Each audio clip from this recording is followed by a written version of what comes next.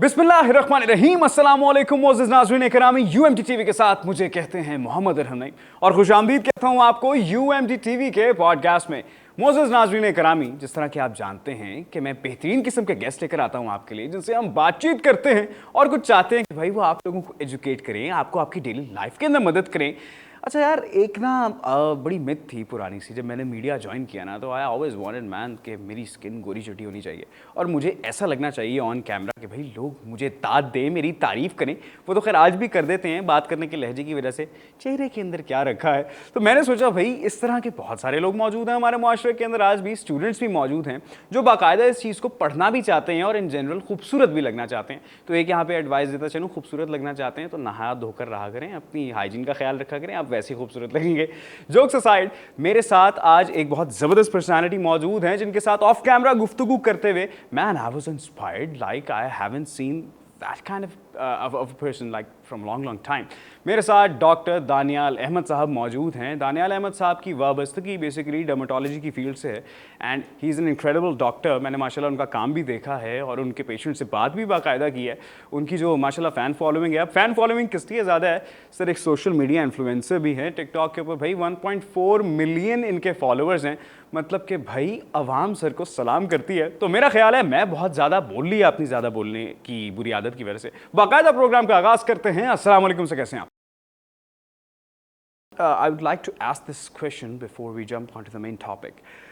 Skin एक ऐसा organ है हमारी बॉडी का which is very sensitive और it requires care मैम। बिल्कुल, इसको बहुत ज़्यादा केयर चाहिए।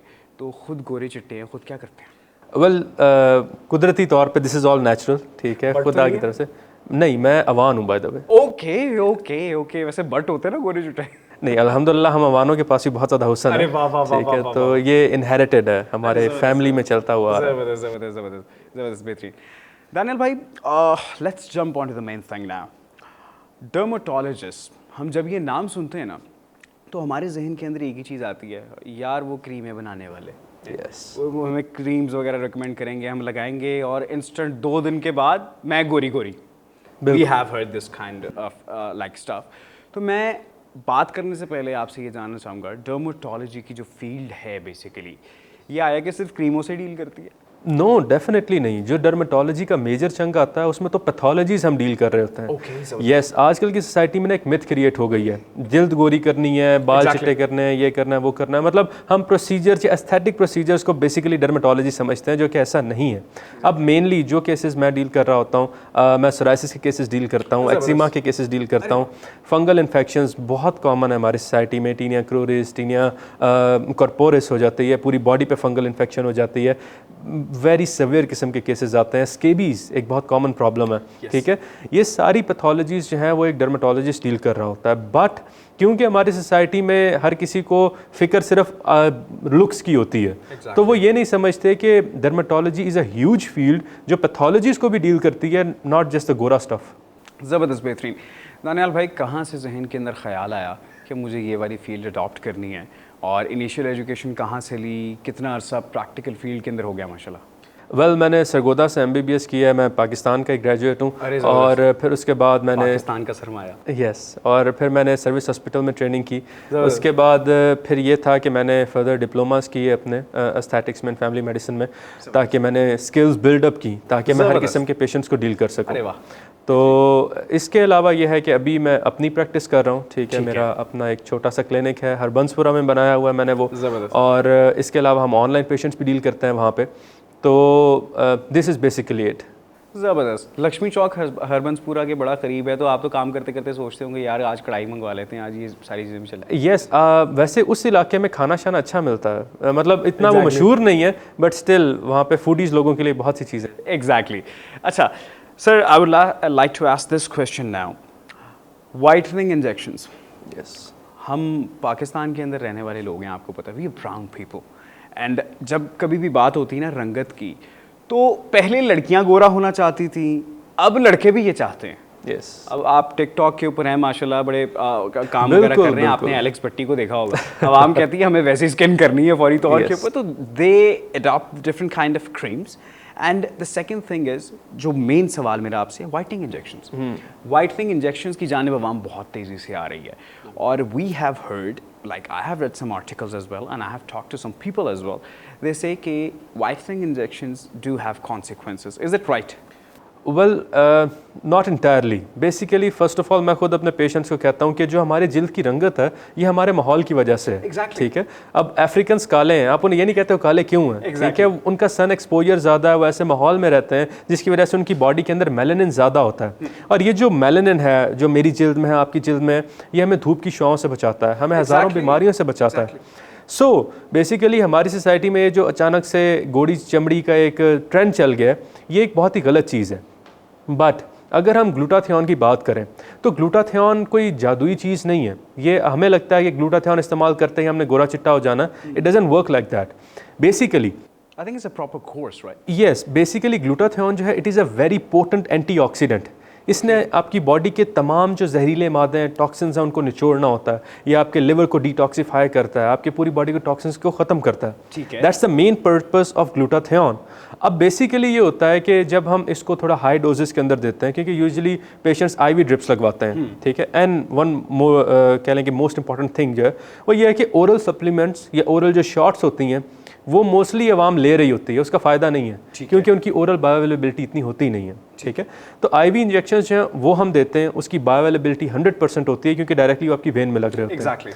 तो जब हाई डोजेज में हम ग्लूटाथियोन देते हैं तो over a certain period of time उसका एक इफेक्ट आता है, इन अ वे साइड इफेक्ट आता है कि आपकी चमड़ी गोरे होने लग जाती है। ठीक है, आपकी जल्द गोरे होने लग जाती है। इसके अलावा side effect in a way you can say that. ठीक है, हाई डोजेस में आपकी बॉडी जब डिटॉक्सिफाई होती है तो एज अ रिजल्ट आपकी बॉडी के ऊपर एक ग्लो आता है।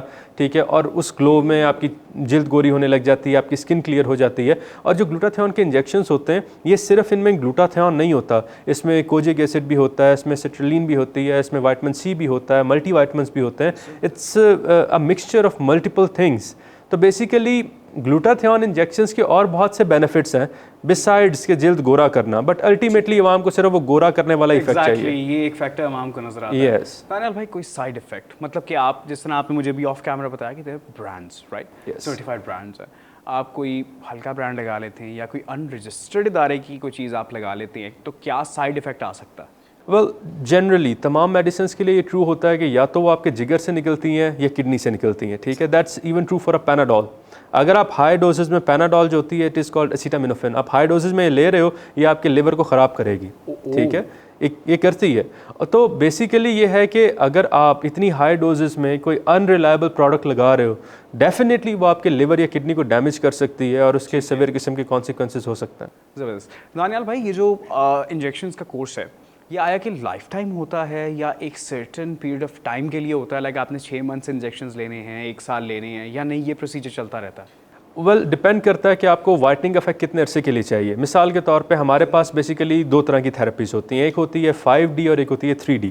5D में जो हम ब्रांड यूज़ करते हैं वो बेसिकली इंपोर्टेड है स्विट्ज़रलैंड का, और उसके अंदर 5 इंजेक्शंस होते हैं वो हम बना के आपकी ड्रिप में डायरेक्टली लगाते हैं। ठीक है। और जो 3D है उसके अंदर 3 इंजेक्शंस होते हैं वो हम बना के आपकी ड्रिप में लगाते हैं। ठीक है। जो 5D है उसके कम से कम आपको 5 से 6 सेशंस रिक्वायर्ड होते हैं टू सी द डिफरेंस। ठीक है, और जो 3D है उसके आपको 9 से 10 सेशंस रिक्वायर्ड होते हैं to see a bit of difference, और आमतौर पे वो डिफरेंस जो होता है वो 1 से 2 स्किन टोन का होता है। ठीक है, ठीक है, 19-20 का फर्क आना स्टार्ट यस, मतलब 19-20 का फ़र्क आना शुरू हो जाता है। साथ ही साथ जब भी हम ये सेशंस देते हैं अपने पेशेंट्स को मैं हमेशा एक छोटी सी रिजीम बना के देता हूँ। ठीक है, कि एक थोड़ा सा डाइट प्लान उन्हें फॉलो करना होता है, जंक फूड उन्हें अवॉइड करनी होती है, ऑयली चीज़ें नहीं खानी होती, अपनी डाइट इंप्रूव करनी होती है। साथ ही मैं अपने पेशेंट्स को विटामिन सी रिकमेंड करता हूँ कि विटामिन सी साथ लें ताकि ग्लूटाथियोन का इफेक्ट जो है वो ज़्यादा अच्छे तरीके से आए। इसके अलावा सनस्क्रीन की एप्लीकेशन बहुत इंपॉर्टेंट होती है।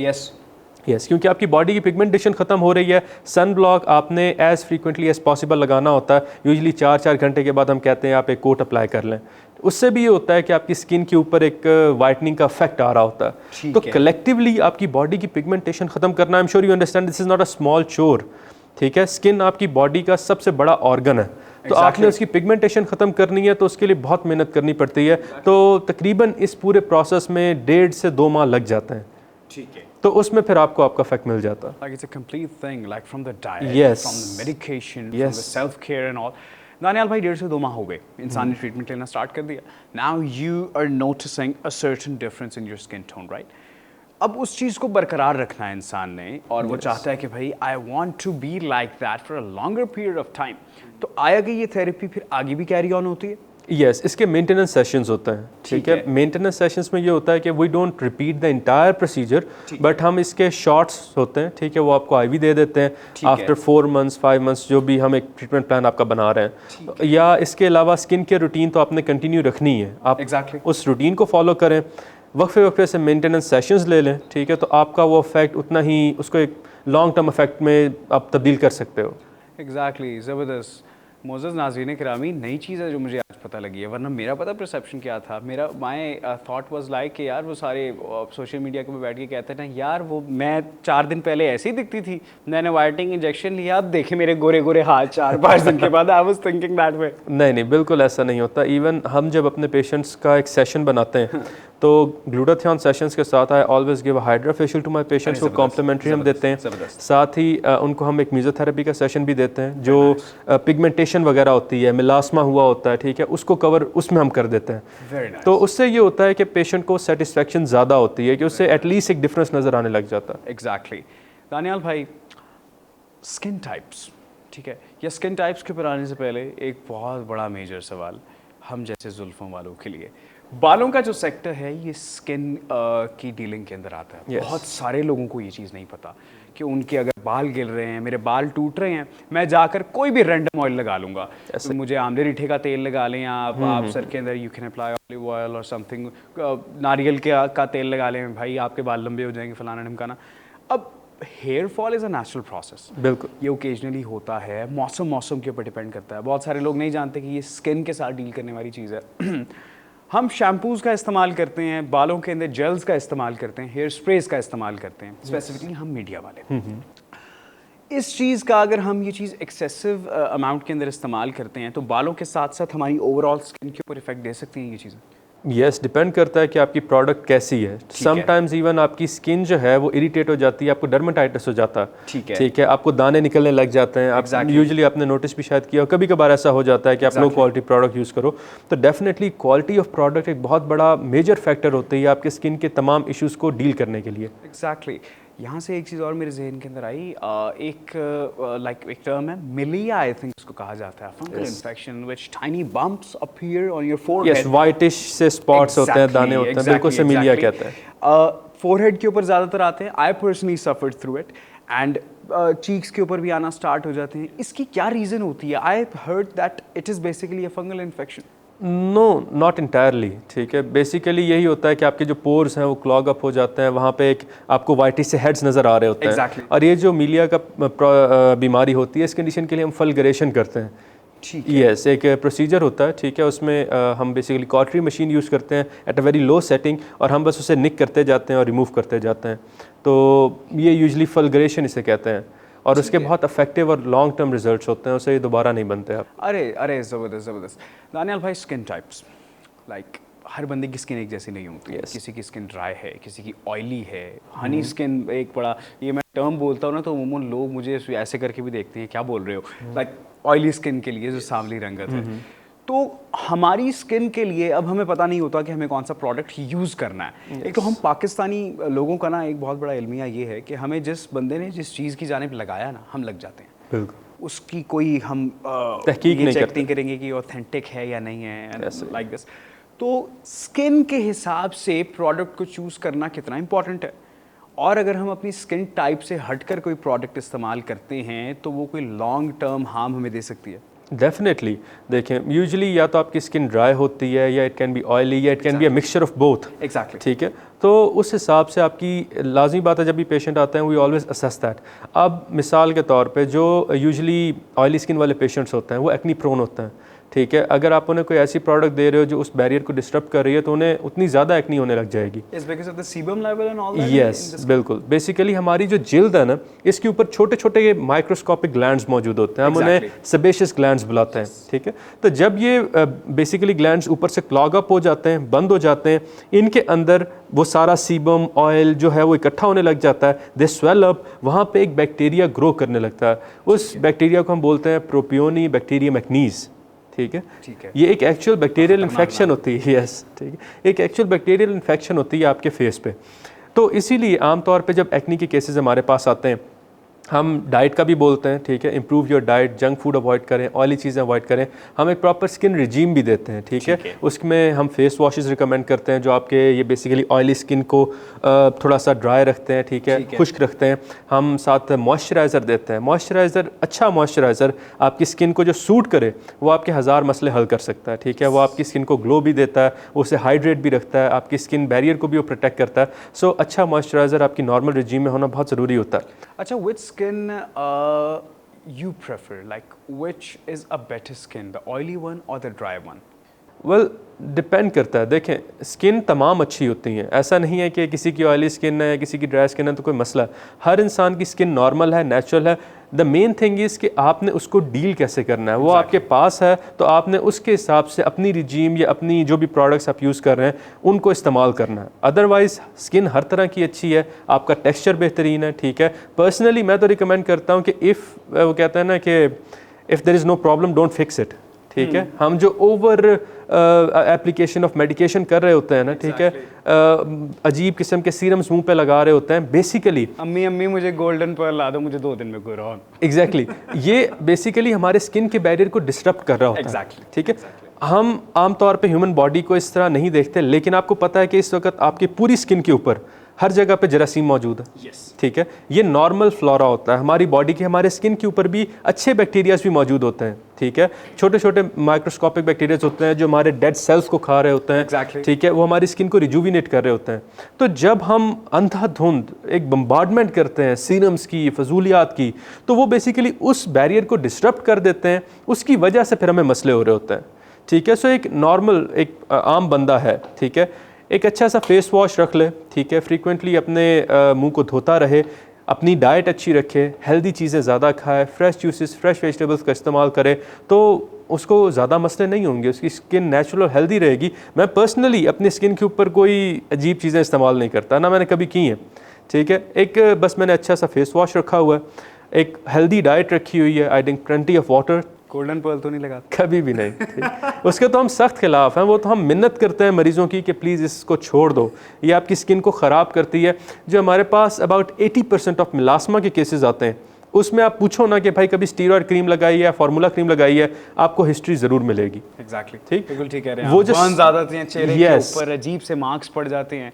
बिल्कुल बिल्कुल। तो वो जो मिलास्मा है, और एक और इम्पॉर्टेंट चीज़ के जो मिलास्मा की पिगमेंटेशन है, एक दफ़ा वो हो जाए हम उससे मुकम्मल तौर पे ख़त्म नहीं कर सकते। ये मैं आपको एक सीक्रेट बता रहा हूँ, ठीक है। नॉर्मली हम एडमिट नहीं करेगा कोई आपके सामने से, बट मिलास्मा को हम मध्यम कर सकते हैं 80%, 90% तक इवन, ठीक है, विद मल्टीपल सेशंस कुछ रहेंगे। यस, असरात उसके रहेंगे, उसको हम जड़ से ख़त्म नहीं कर सकते। और उसके अलावा भी होता है कि समटाइम्स इवन अगर आप सिर्फ क्रीमों से कर रहे हो, आपने पर्सनली मैं मीज़ोथेरेपी करता हूँ अपने पेशेंट्स की, ठीक है। इसके अलावा लेजर्स भी होती हैं, क्यू स्विच बहुत इफेक्टिव होती है मिलास्मा के केसेस में, वो भी इस पिगमेंटेशन को बड़े अच्छे से कवर कर लेती है।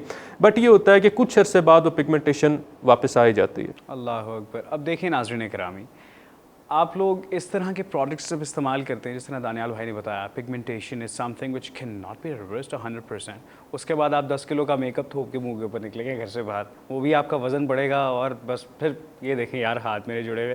दानियाल भाई, 2 नंबर क्रीम्स, बड़ा इंपॉर्टेंट टॉपिक। बिल्कुल। आजकल आप मेरा ख्याल है 10 घर है ना, 10 में से 2 घर ऐसे लाजमी हैं जो कोई ना कोई चीज़ किसी ब्रांड का नाम लेके रीपैक कर रहे हैं। बिल्कुल। जिस तरह पिछले दिनों एक काफ़ी बड़ा स्कैंडल पॉन्ड्स का निकला, डव का निकला, कि इनके जो मॉइस्चराइजर्स हैं, लोशंस हैं, लिटरली दे वर बीइंग रीपैक्ड। उनको बॉटल्स लेकर, एक तो मैं हैरान हूँ वहाँ को बॉटल्स और पैकेजिंग मिल कहाँ से जाती है पाकिस्तान के अंदर। 2 नंबर चीज़ें भर दी, फिर घरों के अंदर बाकायदा क्रीम्स बनाई जाती हैं ऐसे कि भाई आप, कुछ लोग तो ब्रांड का उसको लेबल चेप देते हैं, कुछ लोग कहते हैं भाई मेरी अपनी ईजाद है, मुझे बख्शा हुआ है किसी ने। आवाम वो चीज़ें इस्तेमाल करती है। बिल्कुल।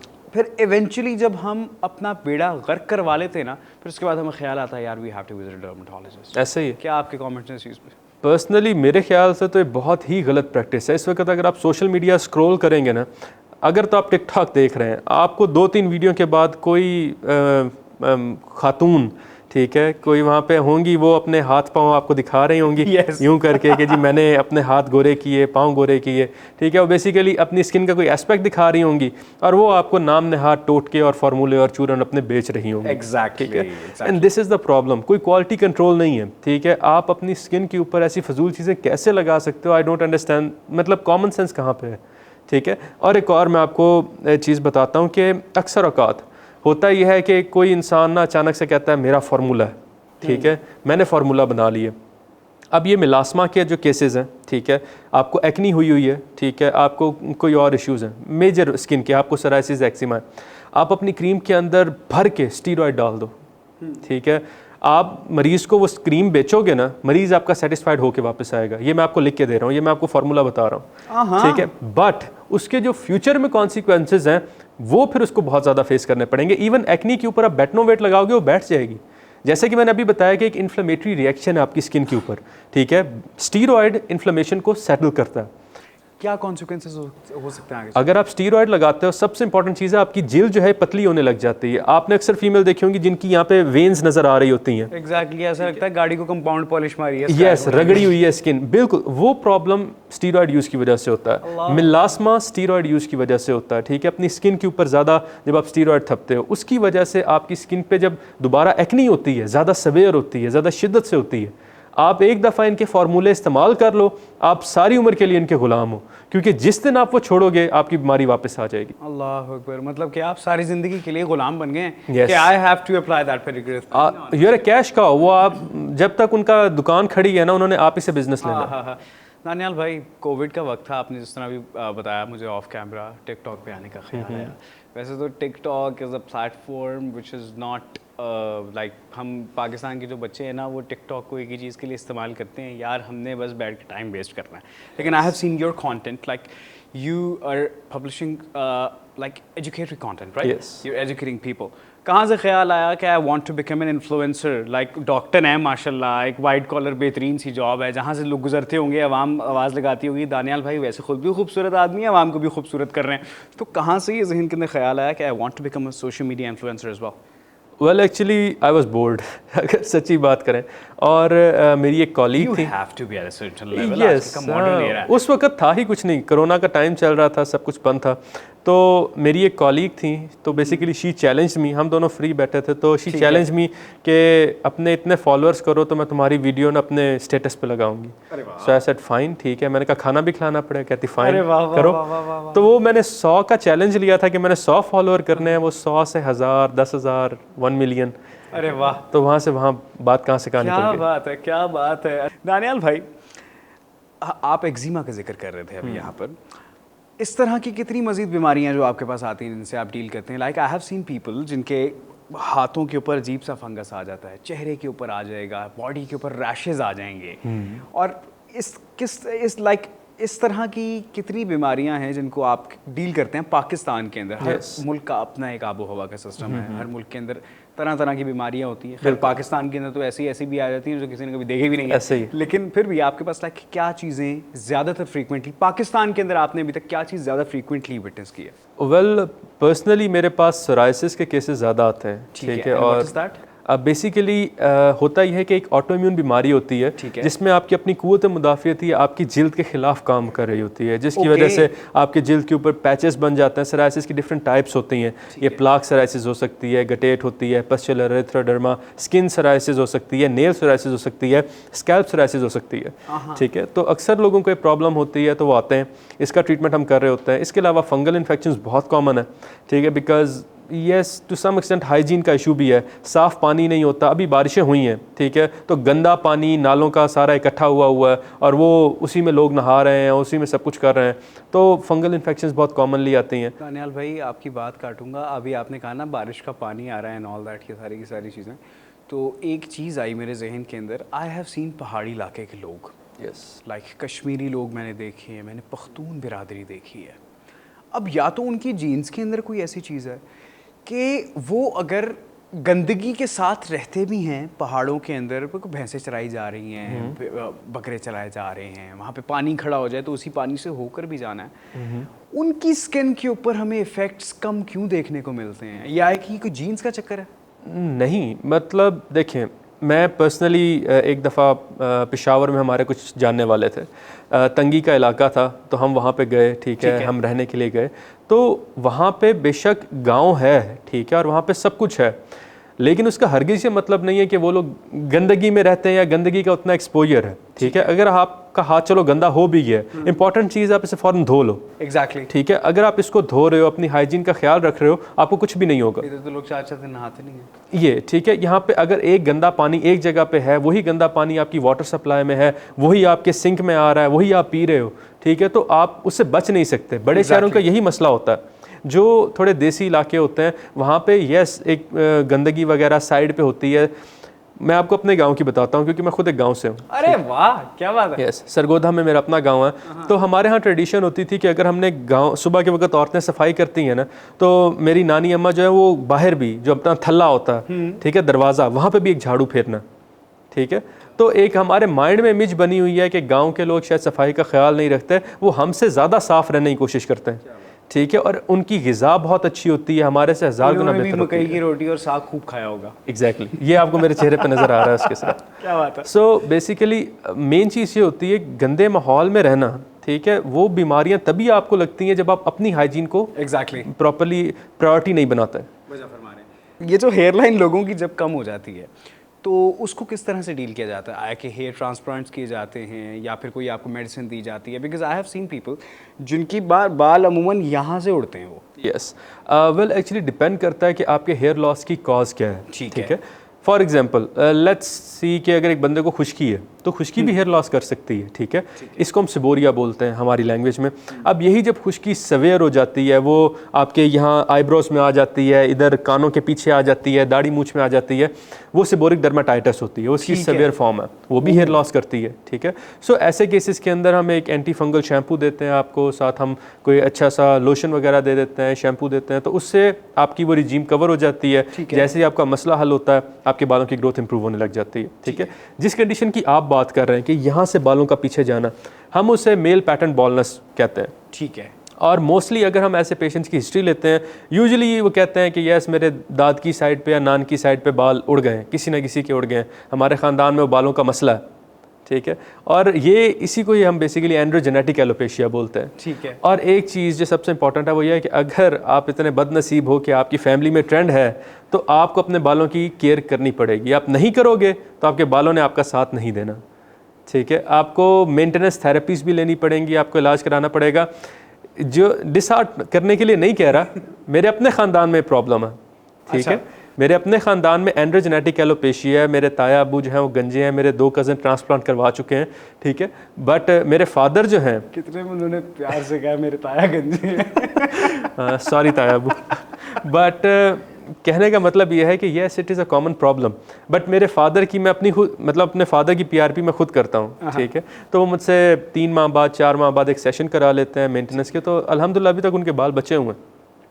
तो बेसिकली मेन चीज़ ये होती है कि अगर आपको एंड्रोजेनेटिक एलोपेशिया है तो आपको उसके लिए एक रिजीम फॉलो करनी पड़ेगी अपने बालों को बचाने के लिए। आप नहीं करोगे तो डेफिनेटली आपके बाल आपका साथ नहीं देंगे।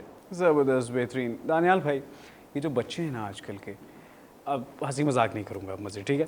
बच्चे आजकल के ये जो फील्ड जो आपने अडॉप्ट की है, इस फील्ड को अडॉप्ट करना चाहते हैं। They want to be a dermatologist, they want to deal with the skins of people. अब इस फील्ड को अडॉप्ट करने के लिए पर्टिकुलरली क्या क्या डिग्रीज़ हैं जिनकी ज़रूरत बच्चों को होती है? वेल, पाकिस्तान के अंदर एक प्रॉब्लम ये है कि यहाँ पे क्वैकरी बहुत ज़्यादा है। तो अब जैसे कि आजकल भी हम इधर देखें तो यहाँ पे लोग प्रेफर करते हैं, वो कहते हैं हम क्यों 1500-2000 डॉक्टर की फीस दें, हम 500 रुपए किसी नीम हकीम को दे देते हैं जाके, और 500 के बाद आपके ऐसे कई 500 लगते हैं भाई। बिल्कुल। और अभी भी आप देखें तो पाकिस्तान में अक्सर ब्यूटिशियंस जो हैं, ठीक है, they don't have medical certification, they have not worked in dermatology, कोई प्रीवियस उनका एक्सपीरियंस नहीं है इस फील्ड में, and they are doing hydra facials, ठीक है, वो पीआरपीज भी कर रही हैं, वो लेज़र्स भी कर रही हैं, ठीक है, ब्यूटिशियंस कर रही हैं, ठीक है, और उनको कहीं ना कहीं से कोई डिप्लोमा भी मिल जाएगा 10-20 हज़ार में, इससे ज़्यादा की कॉस्ट नहीं होगी उसकी। तो पाकिस्तान के अंदर अगर आप रह रहे हो तो मोस्टली यहाँ पे क्वैकरी चलती है, ठीक है, इसीलिए समटाइम्स मैं खुद डिसहार्ट होता हूँ कि यहाँ पे अक्सर चीज़ों की वो वर्थ नहीं है। एग्जैक्टली आप लोग मेहनत करके आगे आए हैं और कोई बंदा जो कि छोटा मोटा डिप्लोमा करके आपके बराबर आकर खड़ा हो जाए तो इंसान को अंदर से फील होता है कि यार have I just wasted all those years. Exactly so ये बात है कि वाकई में अगर आप पाकिस्तान से बाहर जाते हो तो आपकी वर्थ 10 गुना ज़्यादा होगी, ठीक है, even if I leave now, ठीक है, क्योंकि अभी मेरे माइंड में चल रहा है, ठीक है, I am juggling a few options, but yes मेरे माइंड में भी है कि पाकिस्तान से बाहर जाना, बट अल्हम्दुलिल्लाह जो मेरा एक्सपीरियंस पाकिस्तान में रहा है, मेरी पहली प्रायोरिटी यही है कि मैं पाकिस्तान के अंदर ही अपना फ्यूचर बिल्ड करूं, ठीक। और जो फ्यूचर में इस फील्ड में आना चाहते हैं, द बेसिक रूट इज़ कि आप MBBS करो, ठीक है, आप जब अपनी ट्रेनिंग कर रहे होते हैं, हाउस जॉब करते हैं, आप उसमें डर्माटोलॉजी में काम करें, ठीक है, आपने 3 माह का उधर रोटेशन करें। अब मैंने डर्माटोलॉजी में भी काम किया हुआ है, मैंने प्लास्टिक सर्जरी में भी काम किया हुआ है। अरे वाह,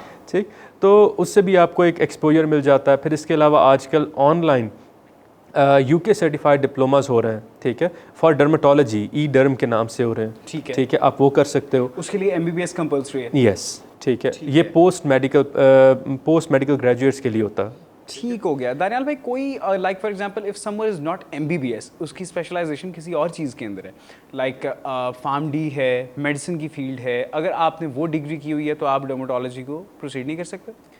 वेल टेक्निकली यू कांट, ठीक है, but in Pakistan you can, ठीक है, जो सही आंसर है, क्योंकि इस वक्त पाकिस्तान में मोस्टली फिजियोथेरेपिस्ट स्विच करके एस्थेटिक की साइड पे आ गए हैं, ठीक है, DPT की डिग्री मतलब वो फिजियोथेरेपी से स्विच करके इधर आ गए हैं। और ऐसा और भी है, आई थिंक फार्म डी वाले तो मैंने इतने नहीं देखे, बट क्वैकरी तो चल ही रही है। वही बात मैंने की है कि even dentist BDS, yes, dentist जो हैं वो अब एस्थेटिक की फील्ड में आ गए हैं, उन्होंने डेंटिस्ट्री के साथ एस्थेटिक्स ऐड कर लिए हैं। क्या कानों पे दांत लगाओगे भाई? ठीक, तो ये पाकिस्तान में कुछ चीज़ें हैं जो कि थोड़ा सा प्रॉब्लमेटिक है, बेहतर होनी चाहिए, ठीक होनी चाहिए, क्योंकि आप लोग भाई साफ सी बात है, आप लोग मेहनत करके आए हैं यहाँ पर आगे, और MBBS इज़ नॉट ईजी।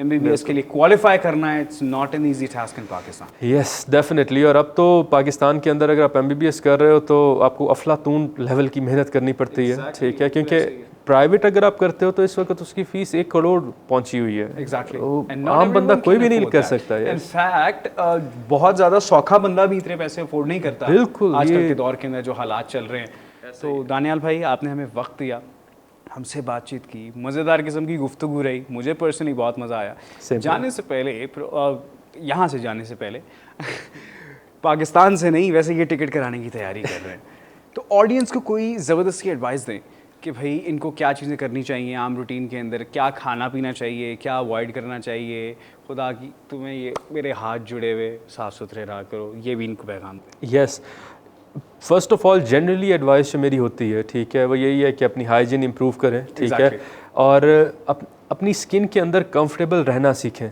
ठीक है, that's the best advice. Yes, ठीक है, कि ये जिल जो आपकी है अगर ये साफ़ सुथरी है, इस पे एक्नी नहीं है, ठीक है, don't waste your money, don't waste everything, your time, your efforts on getting something जो अनअटेनेबल है।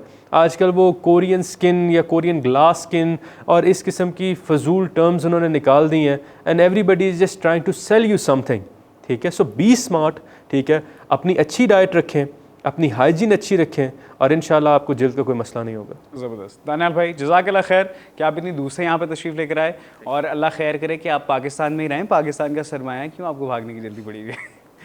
जज़ाकल्लाह खैर। आपकी जो स्किन है, अल्लाह ने आपको नेचुरली, यार यकीन जाने, बहुत खूबसूरत बनाया। कभी अगर ऐसा लगे ना कि किसी से कमतर हैं, या people just don't give you that due attention which you deserve, सुबह घर से निकलते वक्त मेरा क्या नुस्खा है मैं आपको बताता हूँ। मैं शीशे के सामने खड़ा होता हूँ, तैयार होता हूँ, अपने ये लंबे से बाल बनाता हूँ जो कि लड़कियों जैसे हैं, ये वक्त लेते हैं बनने के अंदर, और मैं ख़ुद को घर से निकलते वक्त आँखों में आँखें डालकर एक बात कहता हूँ कि दुनिया चाहे जो भी कहती रहे, यार तू बहुत खूबसूरत है, तू अच्छा है, बेहतरीन है, और वो करने की सलाहियत रखता है जो दर हकीकत कोई भी नहीं रखता। तो ये बात हमेशा याद रखा करें। जाते जाते एक शेर आपके लिए, अगर आपको लगता है कि भाई आपको स्किन की कोई डेंटिंग पेंटिंग की ज़रूरत है, यू डोंट नीड दैट यार, तेरी सूरत से है आलम में बहारों को सबात, तेरी आंखों के सिवा दुनिया में रखा क्या है। ढेर सारी दुआओं के साथ अपना बहुत सारा ख्याल रखिएगा। अपने मेजबान मोहम्मद अरहम नईम को दीजिए इजाजत। अल्लाह ने के बाद।